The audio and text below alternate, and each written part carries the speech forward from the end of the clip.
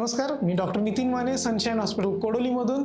तर PCOS polycystic ovarian syndrome म्हणजे काय, तर स्त्रियांच्या मध्ये होणारा, संप्रेरकांच्या मध्ये होणारा हा आजार. यामध्ये स्त्रीबीजाच्या वाढीमध्ये पूर्ण वाढ न होता एकापेक्षा जास्त प्रमाणात एकत्र येऊन त्यामध्ये पाणीदार गाठी अशा निर्माण होणं, याला पॉलिसिस्टिक ओव्हेरियन सिंड्रोम असं म्हणतात. तर याची लक्षणं काय येतात, तर मासिक पाळीमधील अनियमितता, वेळच्या वेळी न येणे, शरीरावरती नको असलेल्या केसांचं प्रमाण वाढणे, म्हणजे मिशीवरती, गालावरती, छातीवरती वजन वाढणे, अंगावरती काळे डाग, काळे चट्टे येणे, केस गळणे, ही लक्षणे याच्यामध्ये राहतात. तर याची उपचार पद्धती कशी राहते, योग्य वेळी नियमित असा आहार घेणं गरजेचं राहतं, व्यायाम करणं गरजेचं राहतं, मधुमेह कंट्रोल करणं गरजेचं राहतं, काही संप्रेरक हार्मोनच्या पाळी नियमित होणाऱ्या गर्भनिरोधक अशा गोळ्या घेणं गरजेचं राहतं. स्त्रीरोग तज्ज्ञ व प्रसूती तज्ज्ञ यांचा सल्ला घेऊन प्रेग्नन्सी सुद्धा याच्यामध्ये योग्य पद्धतीनं अचीव करता येऊ शकते.